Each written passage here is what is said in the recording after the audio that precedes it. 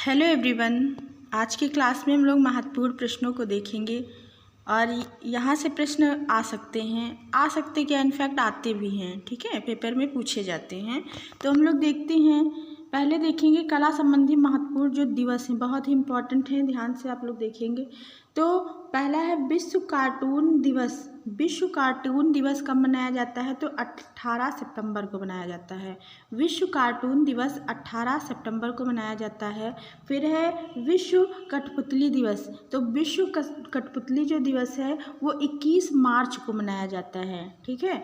फिर देखते हैं, फिर है विश्व रंगमंच दिवस। तो विश्व रंगमंच दिवस बहुत ही इम्पोर्टेंट है, ये 27 मार्च को मनाया जाता है। विश्व रंगमंच दिवस 27 मार्च को मनाया जाता है, ओके। फिर देखते हैं विश्व छायांकन छायांकन या फोटोग्राफी दिवस कब मनाया जाता है? ये भी बहुत इंपॉर्टेंट है, 19 अगस्त को। विश्व छायांकन या फोटोग्राफी दिवस 19 अगस्त को मनाया जाता है। फिर देखते हैं विश्व विरासत दिवस। विश्व विरासत दिवस 18 अप्रैल को मनाया जाता है, ओके। फिर देखते हैं विश्व कला दिवस। विश्व कला दिवस ये 15 अप्रैल को मनाया जाता है, अभी कल ही था, ठीक है, कल 15 अप्रैल को कला दिवस था, ठीक है। तो विश्व कला दिवस 15 अप्रैल को मनाया जाता है। फिर देखते हैं विश्व कलाकार दिवस। विश्व कलाकार दिवस कब मनाया जाता है?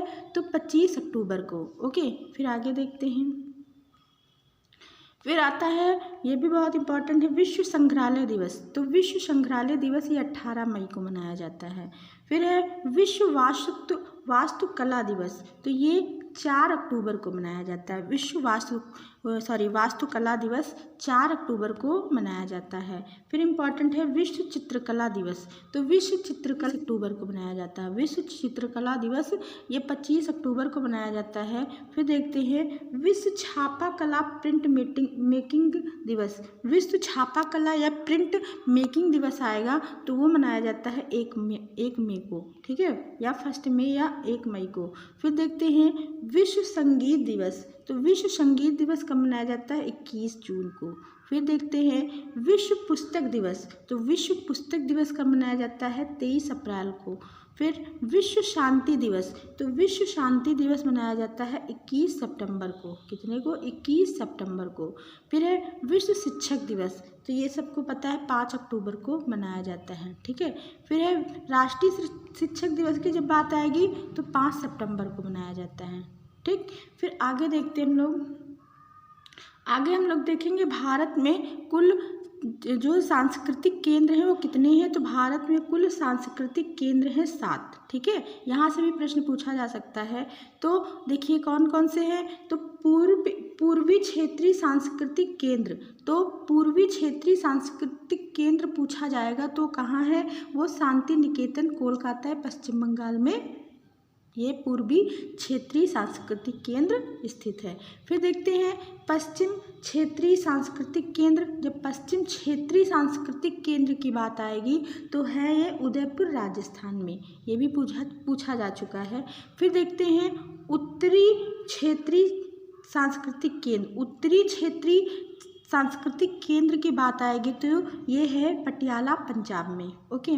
फिर देखते हैं दक्षिण क्षेत्रीय सांस्कृतिक केंद्र। तो दक्षिण क्षेत्रीय सांस्कृतिक केंद्र ये कहाँ है? तो ये तंजावुर, तमिलनाडु में है। दक्षिण क्षेत्रीय सांस्कृतिक केंद्र की बात आएगी तो ये कहाँ पे है? तंजावुर, तमिलनाडु में, ओके। फिर देखते हैं उत्तर मध्य क्षेत्रीय सांस्कृतिक केंद्र। तो उत्तर मध्य क्षेत्रीय सांस्कृतिक केंद्र कहाँ है? इलाहाबाद, उत्तर प्रदेश में, ओके।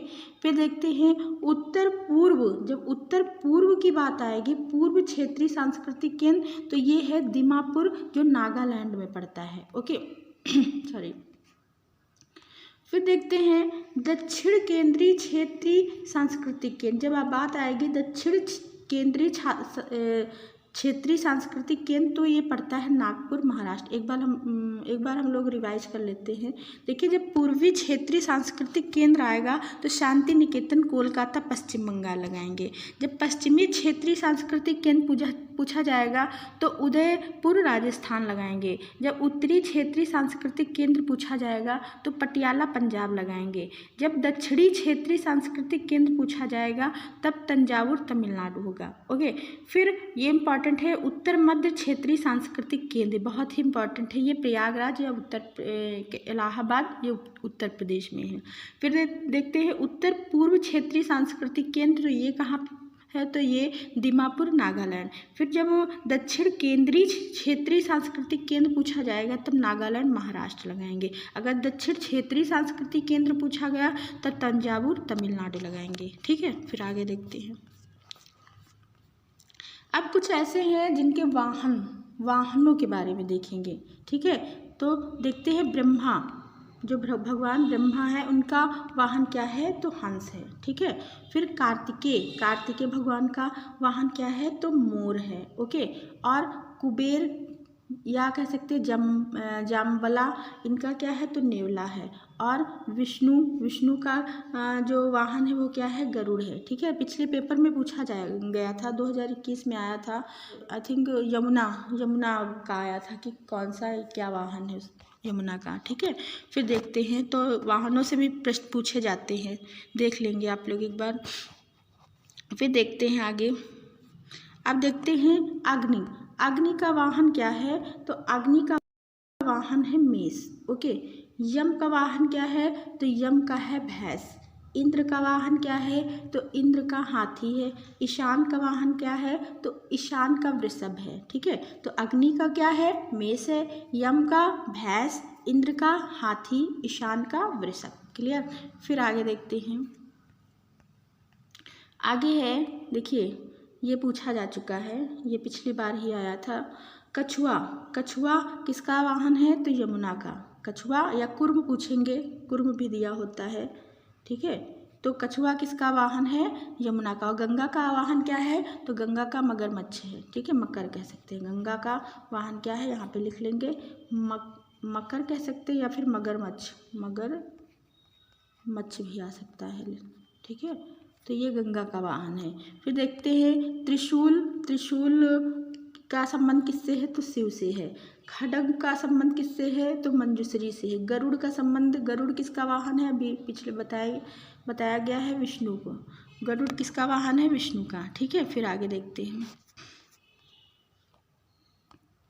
अब देखते हैं ऋषभनाथ का वाहन क्या है, जो